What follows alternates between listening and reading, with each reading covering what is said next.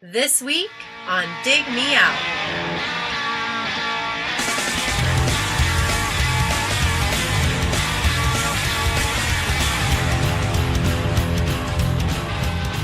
With your hosts, Jason Zia and Tim Minichi. Jay, we're back again with another episode of Dig Me Out, 90s and Aughts Rock. Thanks to our Dig Me Out Union on Patreon. Join the union to vote on albums, pick one to discuss with us on the show, get access to bonus episodes, and our private Discord community. Keep the podcast ad-free and make the next episode happen by joining us at digmeoutpodcast.com. And speaking of our community, we have a community member joining us. He's been here before for such episodes as The Age of Electric, Make a Pest a Pest, Face to Face, Ignorance is Bliss, Holly McNarlin, Stuff, Finger 11, Tip, and I believe last year was Nuno. Was it not? No, Rich was my proxy. Oh, that's right. Rich picked it in your place. That's right. You handed it off, but you're back this year. I am. With an album that I had never heard of. Mm-hmm. I'm going to guess Jay had not heard of. Well, I heard one of the songs, but I didn't know who the band was. Oh, interesting. Yep. So, Darren Lehman, you're back with us. You've bought a record that we're not familiar with. Will you tell everyone what record you have returned with for this episode? This one right here. It's called Reacharound. Who's Tommy Cooper? Who is Tommy Cooper? Apparently he's an English comedian. Oh. Okay. Why not name your album that? So the guys in the band are all Brits, I think, except for one guy. So I think that it was almost like an inside joke. Mm-hmm. The name of the actual album. So is the actual band name. So yeah. But yeah, you know what? This was a true Dig Me Out project. I kind of decided to undertake this as if I was I was 16 when this album came out. So I was trying to pretend like I was 16 all over again.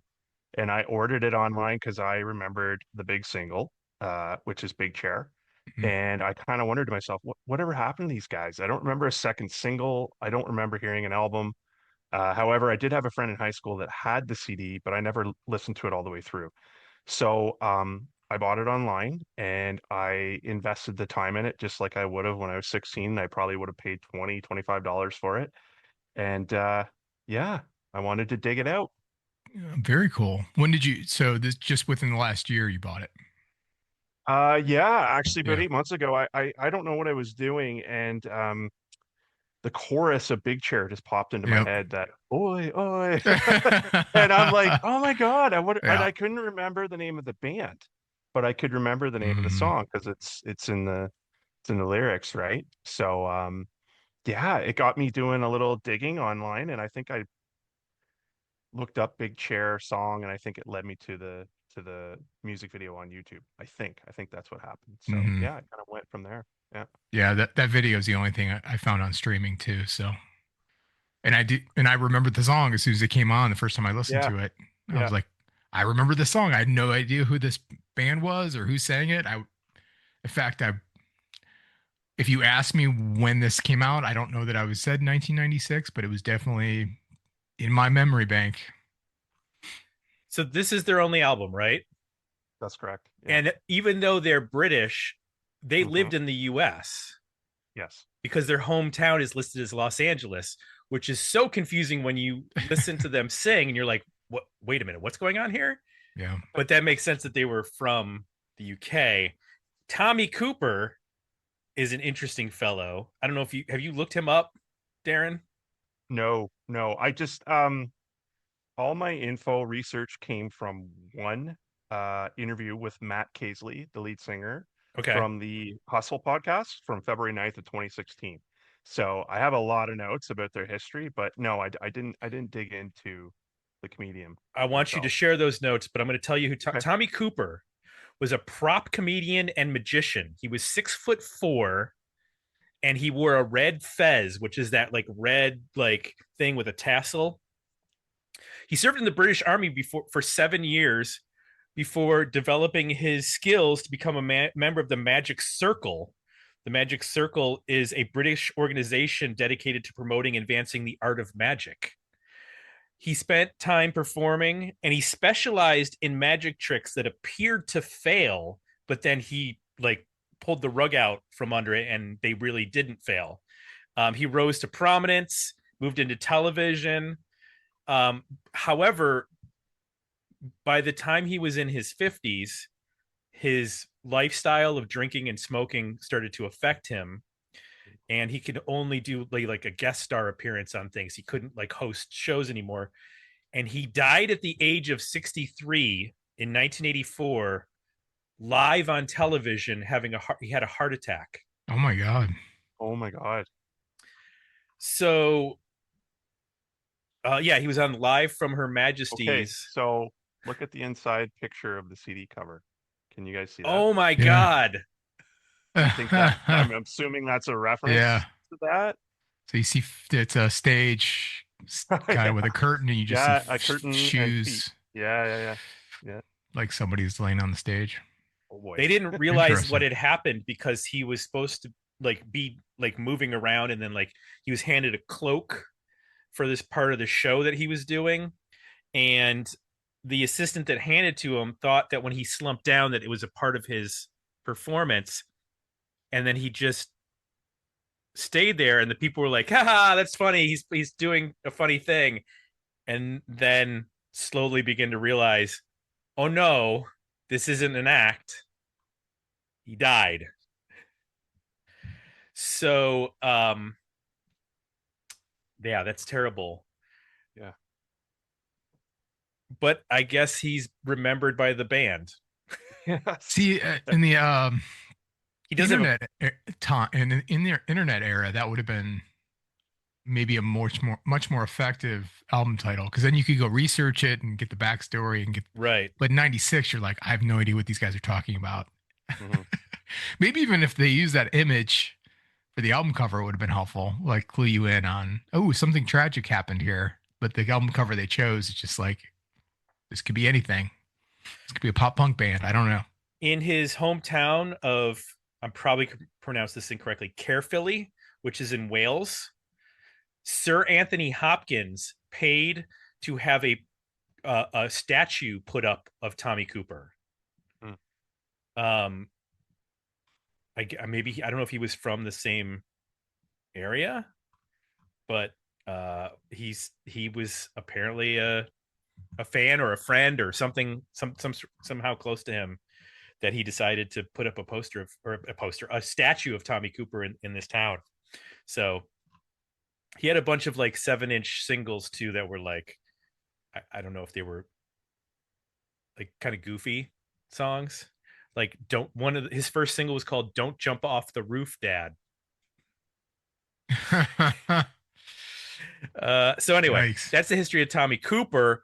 Darren, will you please share some information about the band Reacharound? Yeah, no problem. So Matt Casely moved to LA. He wanted to be a musician, and he was actually following an American girl that he had met in England. And of course, the band name is a sexual connotation. He did confirm that. It was a joke that was made in the studio, and it kind of stuck. But the original name of the band before Reacharound was Medicine Show. But before they were even Medicine Show, they were called The Great Unwashed. But apparently there was another band that had that name, so they decided to change it. They couldn't get signed with the name Medicine Show, but they played a showcase for some record labels, and one of the guys from Warner came up to them and asked the band, what's your guys' name? And the drummer shouted out, "We're Reacharound." Like, again, kind of referencing the joke from the studio. And the rep said he loved it, and it stuck. So Matt went on record as saying, he goes, I really regret that our band was named that, because as the host of the podcast has said, he goes, we can't find information on this band. And Matt seemed to think that was why they weren't on Spotify or iTunes, because of the band name. Well, that's not true because So, Fucked Up is a band name and they're on. well, yeah, I And this in the video for uh Big Chair is on Apple Music under the name oh, Reacharound. okay. I couldn't find it on It's there. the only thing. Yep. Okay.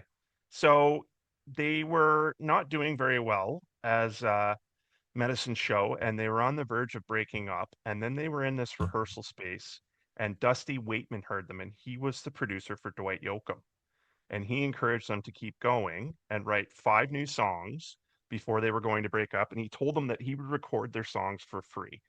Wow. And the first song was called Big Chair, and Matt wrote it. And he said he wasn't much of a guitar player, so it's 3 chords. And it was about an argument he had with his girlfriend. And Ted, the guitar player, suggested the Oi Oi. And somehow it got into the hands of college radio, and it became a big hit. And yeah, that's kind of how they got their start. Um, they only lasted 2 years. That was the full lifespan of the band. Um, they didn't have a manager, so he said that was probably part of the reason why they weren't able to keep going. And he said the record label really pushed them around. So that was a big part of it. And yeah, they gave it a go. And no second single was released either. So they were going on the strength of one single only. That's it. Wow. Yeah. And it's weird because this was an Interscope release. Right. So and also Trauma Records, I don't know if they maybe did that was the subsidiary that put it out. But I mean it was released in not just the US but Europe and Japan and Canada. So why not more than one single, and why no streaming? It doesn't make any sense to me. Very odd. Um, Producer Dusty Wakeman, he's got a decent uh, career list. Uh, I think you mentioned Dwight Yoakam earlier. Yeah. Yeah. Yeah, there's a lot of stuff here where I'd be like, this is not the guy that should be doing this record. No. Like Jim Lauderdale, who's I think a country artist. Like there's not a lot of people on here where you look. Steve Forbett, um, Michelle Shocked. Like none of these bands sound like what Reacharound sound like. Striper, Jay Holy Striper. smokes. He worked with Striper. Okay. So I wonder how they got hooked up with him. Did they I say in have the more. podcast? No, but it's actually a really fascinating story because he was talking about bands they toured with. Like their first big tour was opening up for the Sex Pistols. I guess they did a kind of a loose reuniting tour kind of thing, and they Yeah. played a set at Red Rocks, and you can find that on YouTube. And then they opened for Cheap Trick. They went on tour with the Reverend Horton Heat, and so crazy story. I was listening to this podcast 3 days later. They announced that the Reverend Horton Heat was playing in my hometown, and they've never played here before. So that was kind of weird. Huh. But so yeah, and then he said Reverend Horton Heat was really good to them, like as musicians and friends and all that stuff. But he said they were kind of too poppy for the crowd that was Reverend Horton Heat fans, but they also played with like Corn. They mentioned he said they played with Fun Loving Criminals a lot, Luscious Jackson, Huh. um, Butthole Surfers, and he said, yeah, he said, we started to feel like we arrived, and then there was no second single, and then like nothing happened, and then he said the record label, you know, really tried to up their like expenses, tried to push them into getting a bigger tour bus, and he said they were just open to a lot of manipulation. They Hmm. went into the studio, wrote 30 songs for a second album. The label came in and said, "We want you to sound more like Radiohead or U2." Whatever was doing well at the time. That was his. He said we Oh were my yeah. god. He said we were in the studio 7 days a week in a rehearsal room trying to come up with songs. And he said the guitar player Ted Hutt fell in love with the Verve. He tried to take the band in that direction, but for me, Matt Casely, we did punky British invasion type of songs, and that's what our audience dug. The new songs were soft, and vervy, and I wasn't feeling it. I could do it, but they weren't me. They kept telling me I didn't mean it, and they were right. This went on for a while, and then I quit the band. Mm. So he said basically the end of the band was them actually breaking up, but he said no label indifference, not proper support, and no management, definitely attributed to it as well. Oh, Ted. Okay, Ted Ted Hutt. Hutt. Yeah, he went on to form a band called Jacked. Yes. Jact, with the bass player from Reacharound as well, who was Jeff. And they dropped one of the Jack songs in the podcast I was listening to, and I recognized it. But I used to own Matt that CD. Oh, did you? So Matt actually wrote some of the songs that they used for the what was supposed to be the Reacharound album, and they became Jacked songs. That's so Matt, wild. yeah, the lead singer got some credit for writing credits on the Jacked album. So well, I know the Jacked album because Andy Frank, who was in the band Pusher Man, was in Jacked as well. Pusher Man only put out one record, Floored, which we reviewed first or second season. Yeah. They're one of the few bands that I remember from going to CMJ in 1996 in New York City. They were amazing. They were like Oasis with a harmonica player and tons of heroin. Like every song was like slow, but like really bombastic and loud. And they had that like swagger. I think Andy Frank has passed away since then. But yeah, I had that Jacked record just because Andy Frank from Pusher Man had been in it. And I remember Ted Hutt's name, and I was like, wait a minute, Ted Hutt? How many Ted Hutts can there be? And it's like, yeah, it's that Ted Hutt. Yeah. So it's a really interesting story, actually. Like it's, how they just faded into obscurity, and like I couldn't find anything. Like I couldn't find any magazine articles or nothing. The only thing I found was that one podcast. That was it. The only doing one single, there's got to be a story there. There's something going on. Because they even made a video for it, and for it to have been that big, I mean. Oh wait, I still own that CD. Never. I thought I got rid of it, but I still own that Jack CD. I just checked my my Discogs. Huh. Yeah. So it is weird. And Jacked also like got one single, which was Excuses. I don't know if that was the song that they played or not. I don't remember, but I vaguely recognize it. I'm like, oh, this sounds familiar. Like something about it. I don't remember the name of it, but well, it was co-written by Matt Casely from Reacharound. Yeah, the lead singer. Yeah. So along with Andy Frank and Ted Hutt. Wild connections we're making here, all the way back to the first season of Dig Me Out, thanks to a bunch of obscure bands that oddly enough have connections. I guess because it's a lot of LA stuff. Like Jacked was recorded in LA, I think, and this Reacharound album, the album by Reacharound was recorded in LA, so makes sense that people, especially British people, connecting in LA, like working together. Yeah. Let's get into some comments. Over at Patreon, Keith Miller said, love this album. I fell in love with Big Chair and then lucked out and found the CD on an end cap of used CDs. Great urgent songs mixed with some cheeky stuff and some real pop melodies, plus some genuine emotion sprinkled in. Gavin said, fuck yeah, some slab of rock and roll, gunk punk, rockabilly that I never heard of. I love this album. It reminds me of the Fireballs, a bit of Brady Bunch Lawnmower Massacre, which we've reviewed. Also reviewed, yeah. And faster songs of Reverend Horton Heat. Definitely a worthy album that isn't streamed here, so I bought it before even finishing the album. Now, you should get a percentage of that, Darren. You should get a small percentage of that. And Jeff Genta said, I appreciate the variety and the Kinks Sunny Afternoon homage near the end of the album. I do want to say, when I saw the album cover, I thought this would be a ska punk band.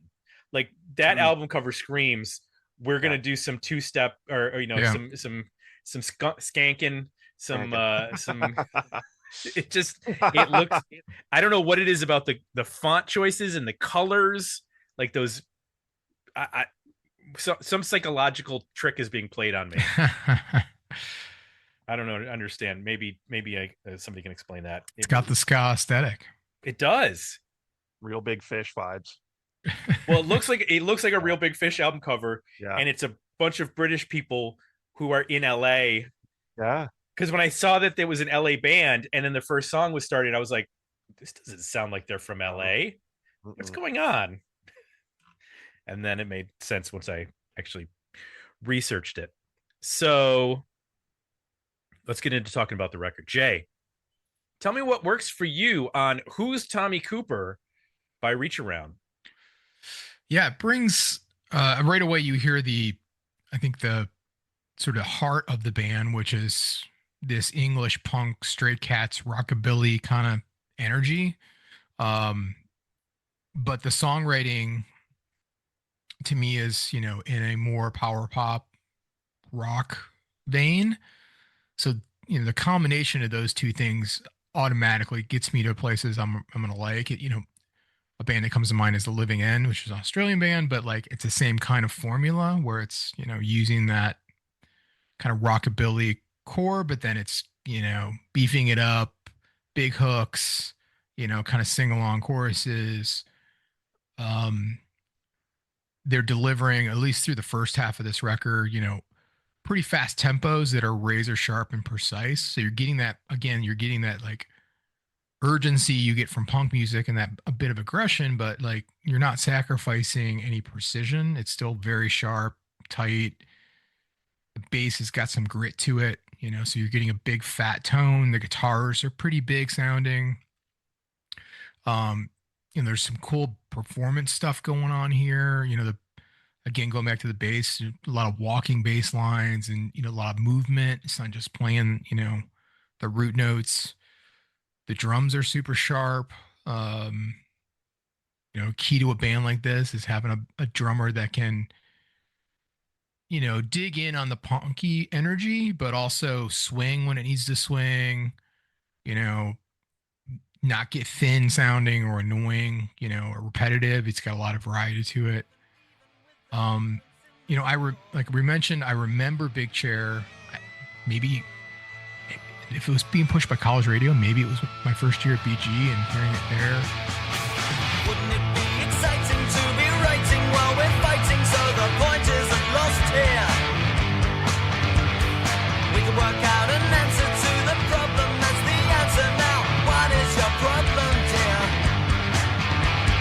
Can it be that we're satisfied and modified and gratified with equal opportunity?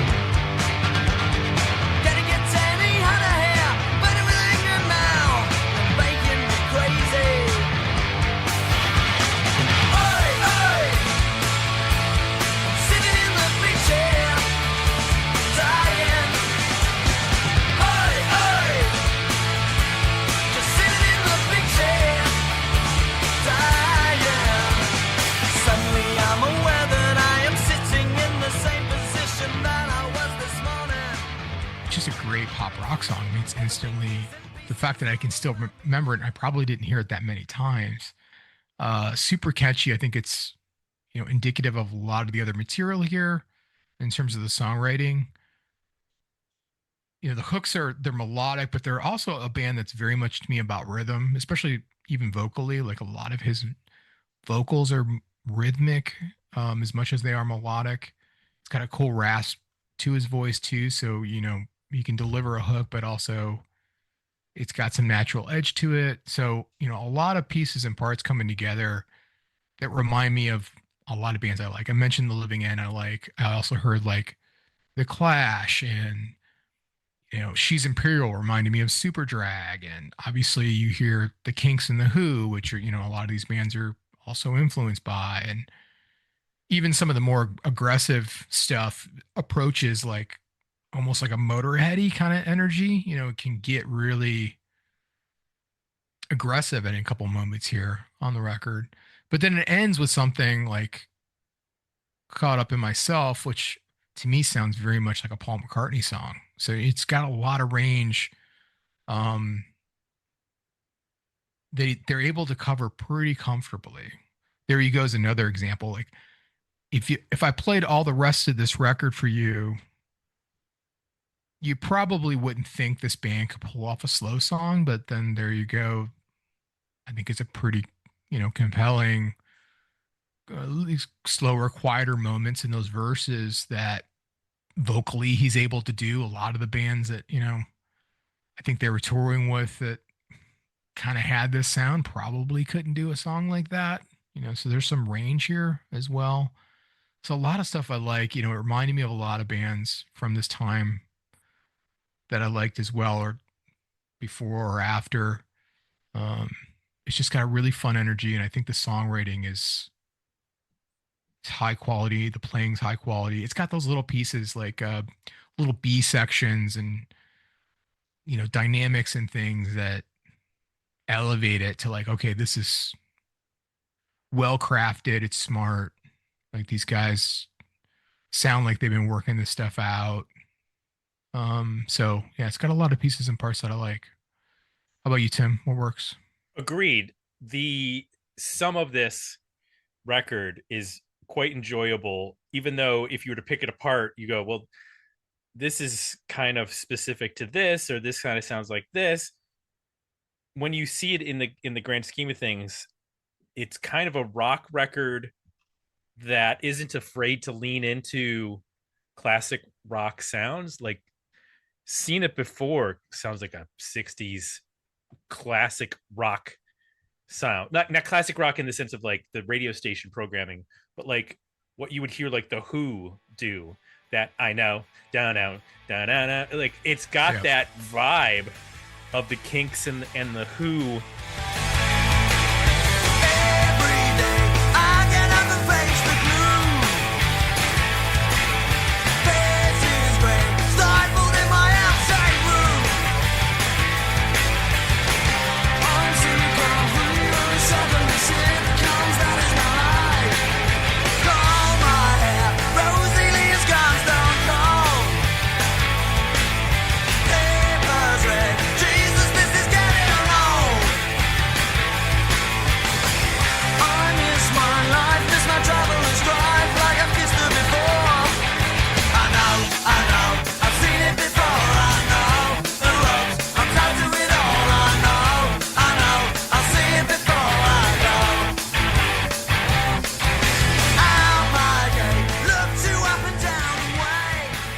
But then you get like Big Chair sounds modern, even though they're doing that oi oi thing that has a connotation to like early 80s, late 70s punk, British punk.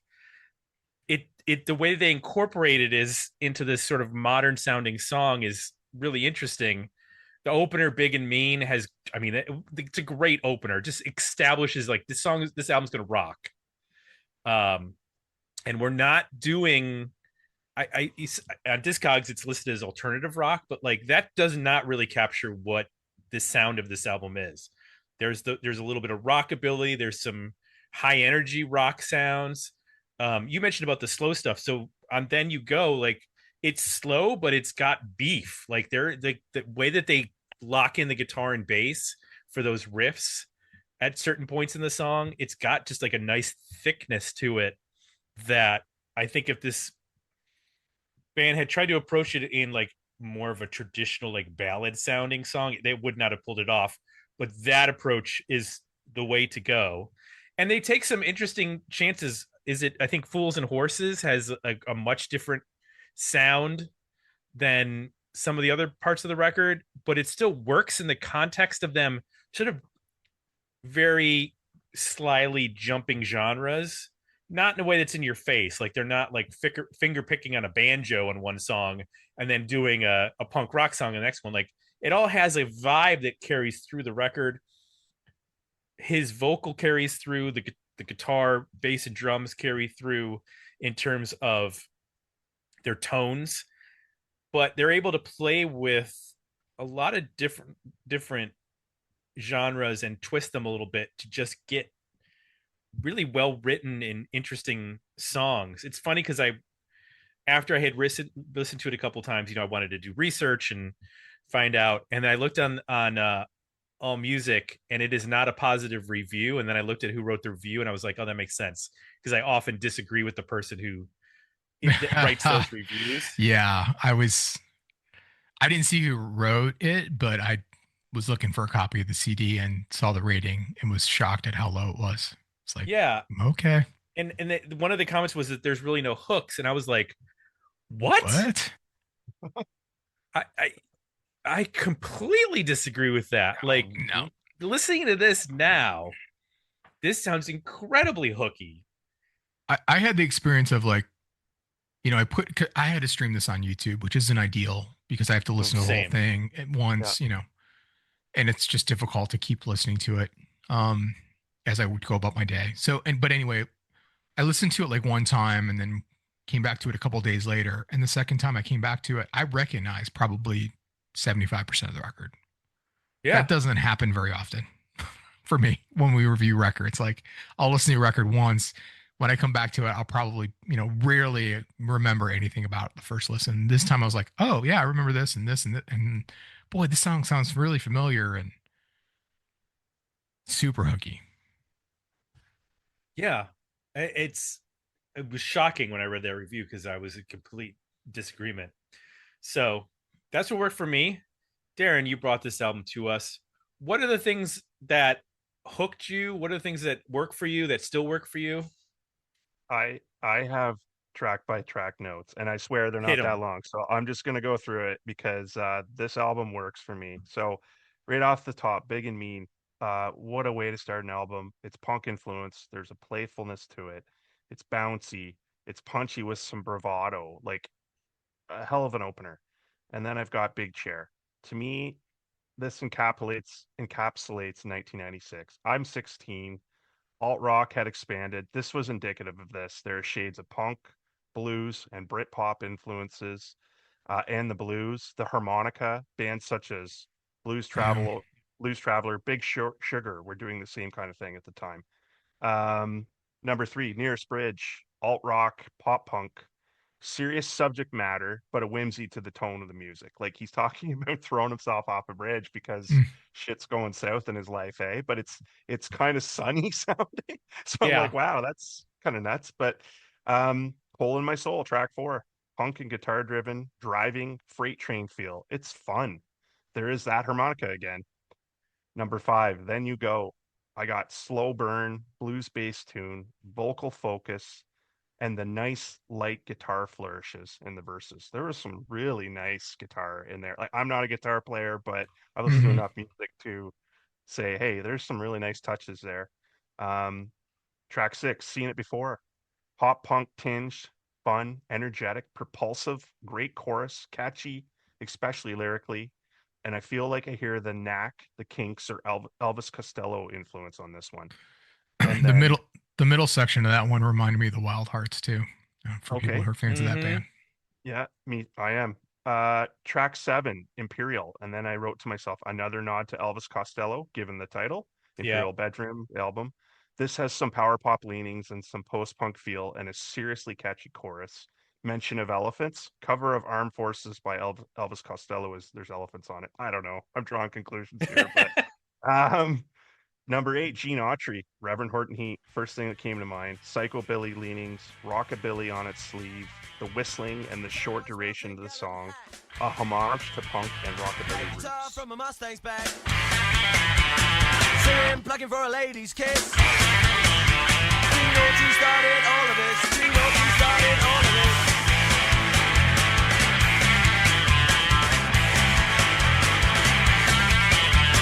Prairie dog with golden charm. 6 sheets are hung below each arm. Riding hard and singing soft. Tells how his horse while he got off. Tells how his horse while he got off.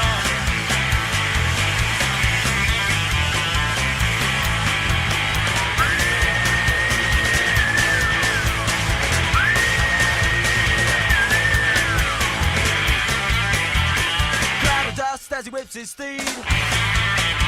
Don't tell me only women bleed. Rough and ready, ladies' choice. Track 9, Hand in My Pocket. Delta blues feel slow and steady. Like I am amazed at how the band use atmospherics at this one.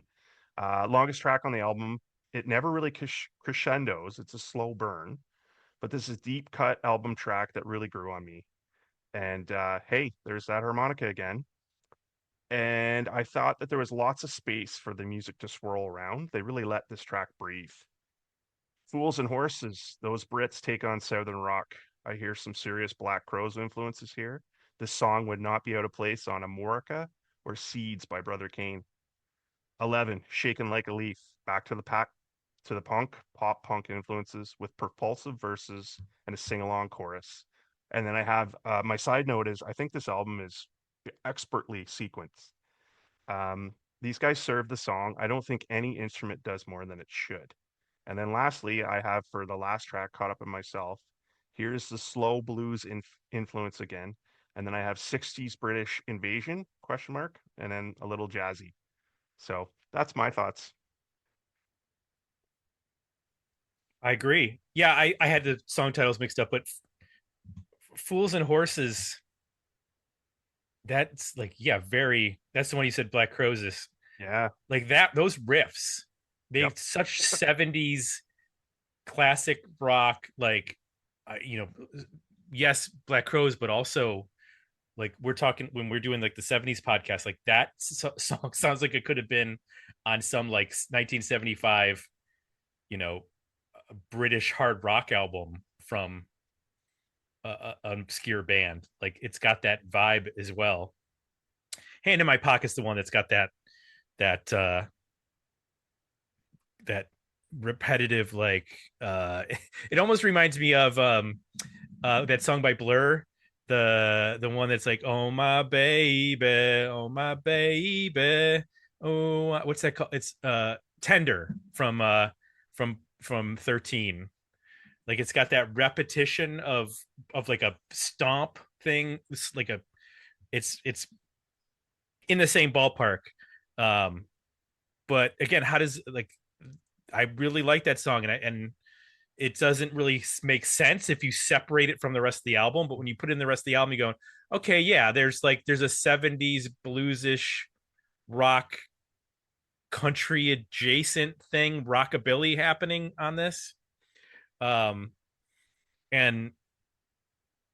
yeah, as you go through there, I think the thing that failed this band was their name and their album cover. Like, if you walked into a record store in 1996 and saw this record, you'd have zero idea what the music sounds like. Yeah. Or the name. I mean, or it doesn't help you get clued in anything. It just doesn't make sense in comparison. Other than it's a little cheeky, Yeah. That might be the missing manager component of this.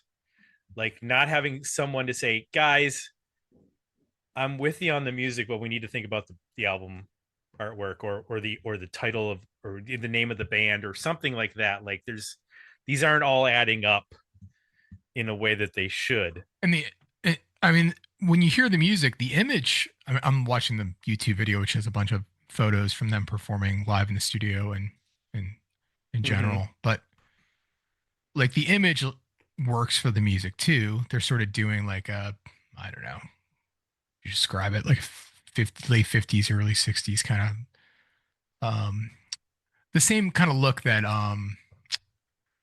what was the band they toured with? Unlimited Criminals. Didn't they kind of have this look too? Like a kind of retro, like slick back hair kind of.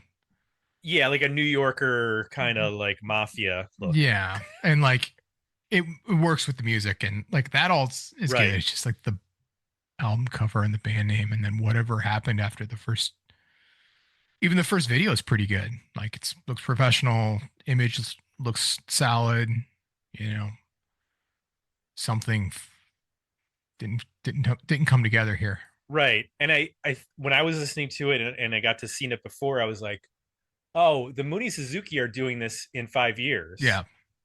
It's like it's a little ahead of its time in some respects to draw back to that like bit more stripped down, straightforward 60s rock energy, even though it's not the whole album. But that song in particular, I was like, oh, this could have been. Well, Superdrag did it. No.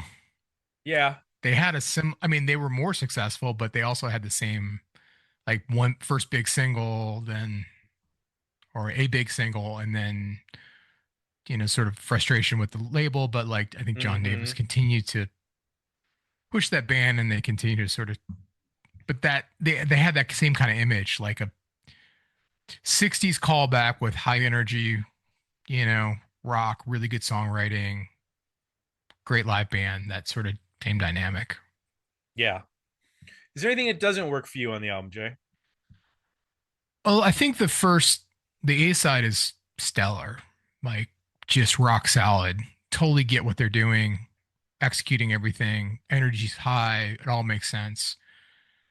Gene Autry, I think I get it. It's really them, like, and it's kind of a fun mid-album track. It's short. It's really them leaning into the genre to, kind of pay tribute to it. I get a little off track with Hand in My Pocket and Fools and Horses. To me, it gets too bluesy and too slow. Starts to lose the energy that I want from this band. I I think they're album tracks that grow on me, but just as I'm looking at it critically, they seem soft. Also, from a songwriting standpoint, they're not as sharp as the A side material. Um, there's also some like production stuff that starts to happen on the second half of the record. I think it's Hand in My Pocket. It has a totally different production style. Like it's roomy and less distorted and just sounds like it's produced different. Shaking Like a Leaf also sounds a little different. Like it sounds live or something. I don't know what's going on there. And then Caught Up in Myself again is more stripped down. I think so I like the songs that end the record, but there's some stuff going on in side B where either material is weak, production starts to move around and shapeshift. Just the band identity becomes less firm for me. I'm side B than the first 7 tracks, which to me are rock solid. So there's a soft spot I think in the sort of latter third of the record for me. How about you, Tim? Anything not work? I agree that the strongest material is up front, and I think Hand in My Pocket should not be over 5.5 minutes long. Like that should probably be half that. This band writes really good tight songs, and they should all be in like the 3:30 range ideally, and most of them are somewhere between the upper 2-minute to 4-minute range, and that's fine.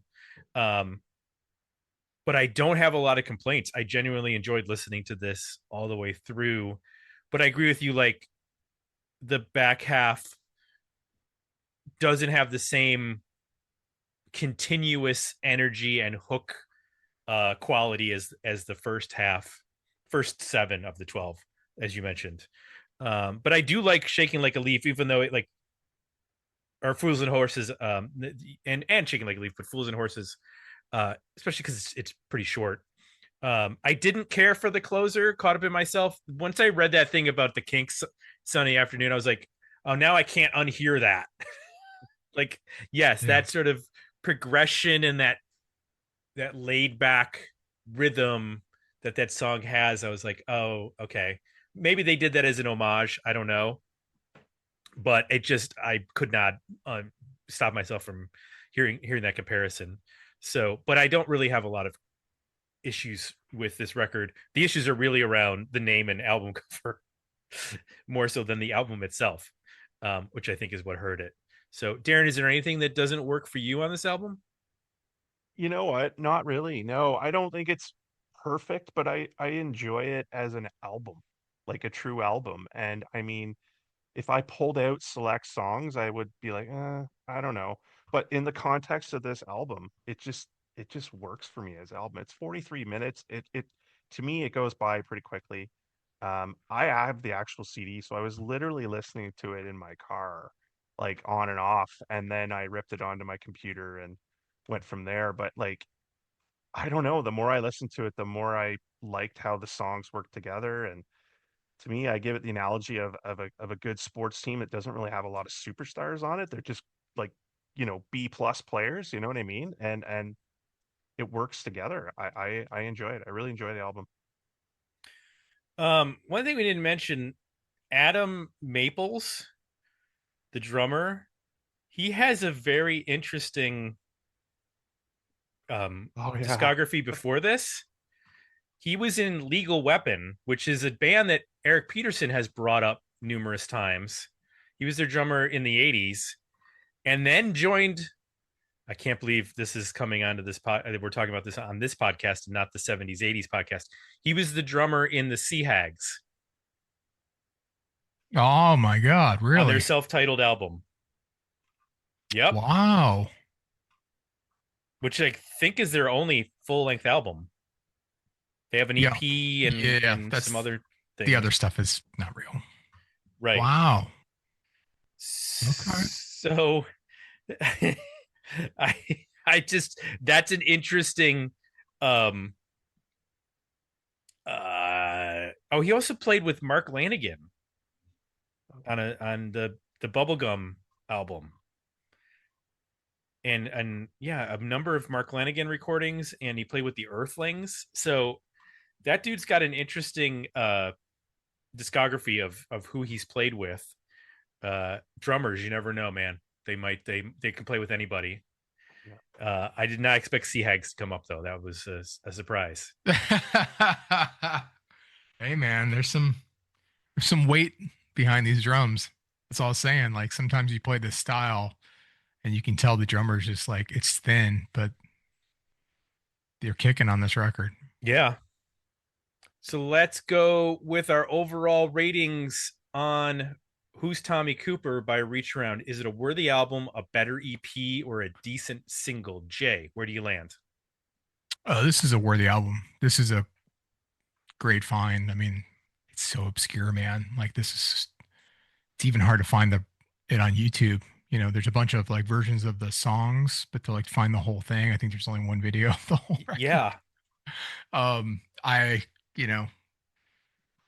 album's good if I actually go out and buy it. And I actually went and bought this on Discogs, waiting to get it in the mail. You can score it for a couple bucks. So if you're curious about, I guess I would say for people, curious about this band, obviously you can go to YouTube and listen to it. You can score it for probably less than $10 with shipping. And if you like all the bands we talked about, again, Super Drag, the Kinks, the Who, the Clash, the Living End, all the British Invasion stuff, anything like hooky and high energy, good playing, Wild Hearts, that sort of stuff, the poppier side of that band. I also thought of like Horse and the Fags. Those are two bands that I thought of too. Yeah. To this. There's, it's in that sweet spot. There's some bands that do it well, but I don't know. I can't get enough of that, style and good songwriting, good playing. The record sounds good. Production's, to me, it's solid. So worthy album. There's a little soft spot there in the middle, but I think even those songs will grow on me. They're still good songs. They're just different than the rest of the record. So good find, Aaron. Yeah. Worthy album for me. Where you at, Tim? This is a worthy album, and I'm genuinely upset that you can't stream it anywhere because it means I can't add it to my big playlist. Yeah. So that's a bummer. But I hope people will check this out because like all those bands that you mentioned, or most of them, they are not bands that are on the tip of the tongue of most people. Yeah. Which is an unfortunate thing for this style of music. We love it. We love Super Drag, The Living End, those kinds of bands, but for some reason they just don't click. At least in America, they don't click the way that they really deserve to click. Yep. And this is another example of a band that's like, oh man, they're rocking, there's hooks. Why aren't people getting this? What is happening? But I don't know.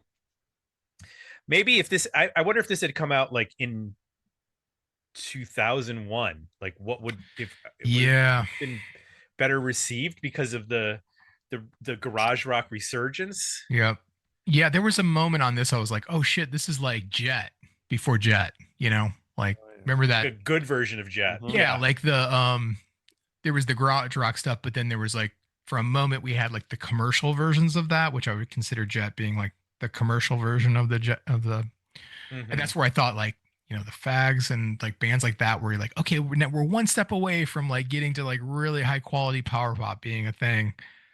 And then it never happened. Right. But yeah, I agree with you. I think the timing on this album is probably a little early. Yeah, everything but the music is wrong. Yeah. That's what it comes down to. Darren, I know your answer, but I'm going to ask you anyway. Were the album better EP, decent single? This is a worthy album. You know, I am so glad I took this journey. It's 43 minutes. You know, they brought all the different states or provinces of alt rock at the time. There's punk, blues, alt rock, pop punk, power pop, post punk, rockabilly, psychobilly, southern rock. Like, after many repeated listens, I just truly believe it works. The band did something pretty darn unique, if you ask me. They blended several styles for this album, but there are characteristics of these songs that tie them together and really flesh out what the band's identity is. I guess what I'm really saying is the band sounds like the same band on each track. They're just remarkably good at genre hopping and blending styles. This is a true worthy album, enjoyable listen, and through repeated spins, I become a huge fan of this record. And it sounds like the story after this is they kind of lose their identity, which is kind of sad. You know, it sounded like the quote you gave was, you know, there was some sentiment of like, no, we want to be like this new version of the Kinks, like doing British invasion style inspired stuff, but like, you know, a modern twist on it, which is perfect. Like that, they're doing that great job at that. But it sounds like maybe they were talked out of doing that or fell out of doing it and then lost interest. Which is too bad. Well, I think Ted Hutt, as Matt Casely said, Ted Hutt really fell in love with the Verve, and he tried to take the direction, you know, take the band that way. And Matt Casely was trying to keep them on what they were doing, and obviously there was, you know, internal strife in the band clearly about the creative direction. So, yeah, it is too bad. What a bummer. I would have liked to actually. I'm still curious though to hear, like, you know, what a second album would have sounded like. Yeah. Yeah, if they sounds like there's stuff recorded, right? Yeah, 30 songs, he said. Yeah. Maybe he could throw them up on Bandcamp or SoundCloud or something like that. Yeah. Because I'd be curious if they would try to streamline and make it a little more, you know, 98 sounding, which would have been bad. Or if they would have doubled down and said, no, we're good at what we're doing here. We're just gonna dig in our heels and, you know, dig into more 70s and 60s classic punk, power pop, rockabilly sounding stuff. Our community, 75% were the album, 25% better EP. So the three people who left comments, maybe all of them were the albums. I didn't get a that strong of a opinion off of Jeff. He said he appreciated the variety, but that's a very open-ended sounds like comment. Fine. I'm just gonna be kind. I'm gonna write. That's like when you see a band, when you're in a band and you see a band and then they come up to you, go, "What'd you think?" And you go, "You guys are tight." Like, that's not really a compliment. It just means you played your instruments well. But if you don't want to insult them because you didn't like them musically, you go, "Well, you guys were really tight, man." That's sort of like, you guys have a lot of variety. Is that a compliment? I don't know. It's just an observation. So majority of the poll or majority of the Patreon community said 75% were the albums. So in agreement with us, we're the albums all around. Darren, thank you for bringing this to us. Yeah, of course. This is one of those records that we had no idea about, although Jay had heard the single. We had no idea about it, and now it's like in our pantheon of very obscure but very awesome records that we can introduce to the public. Because when I search Reacharound, Who's Tommy Cooper, our Patreon post is like rising to the top of the search results, which is never a good thing for a band. When we get this the episode out, man, we're gonna dominate the SEO.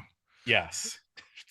Just not great for their viability. Although I don't think anybody's going to be taking we're not going to have a situation like on Spotify where like a bunch of people take the name because it's popular. Yeah. Like, I think they'll be able to sit on this name for a while That's true. without anybody Searching for them. Having the album title be a little unique help, but yeah, there weren't a ton of Reacharounds.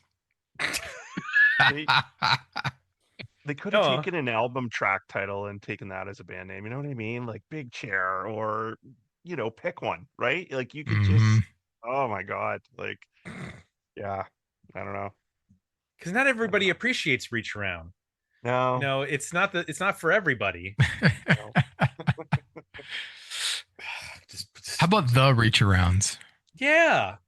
So the lead singer has a full-time job. At that time, he was working for a newspaper, and he was in a band called Former Human Beings, and they were going with like a more experimental electronic thing. He said he wanted to mash up techno with the Queens of the Stone Age.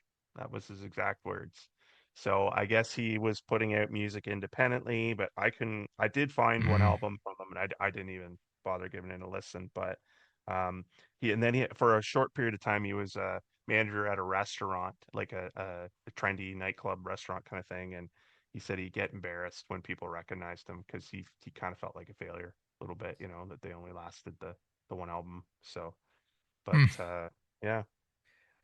The Reacharounds were a Milwaukee, Wisconsin two-piece band on the Kryptonite label from 1999 to 2002. They recorded one album and 4 singles, and you can get those at Bandcamp.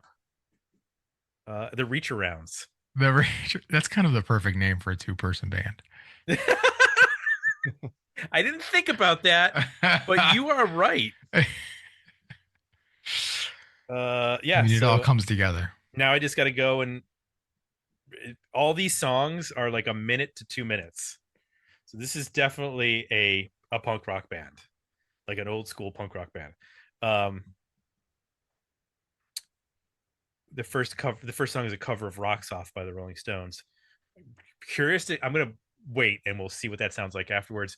But we're gonna talk about this episode, and if it brought back some good memories. If you were a fan of Reacharound back in the day, maybe it brought back some good memories, or maybe you've gotten some positive vibes from this episode. You can do even more reaching around the podcast by going to digmeoutpodcast.com. You can reach all over our website.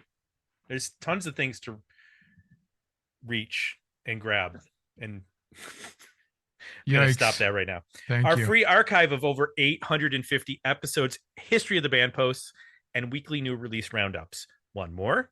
Paid subscribers unlock bonus podcast episodes covering 70s, 80s, and aughts rock, new release reviews, and access to our private Discord community. That's digmeoutpodcast.com. And while you're there, suggest an album you think deserves to be featured on a future episode of Dig Me Out. 70s, 80s, 90s, or aughts. Send them in. We'll drop them in the hopper, and we'll put them in a poll somewhere down the line. So for Jay, I'm Tim. We're out, and we'll be back next week with another episode of 90s and aughts Dig Me Out.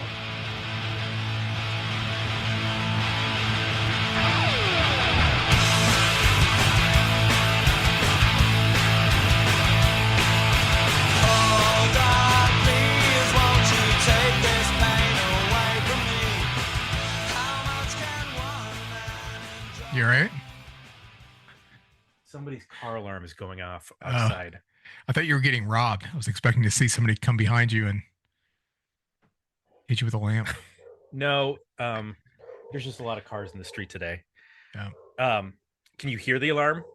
I can hear your dog. Near dog. Oh, God. Hold on one second. I can see it flashing in the mirror or the picture on the. Okay, it's done. Okay.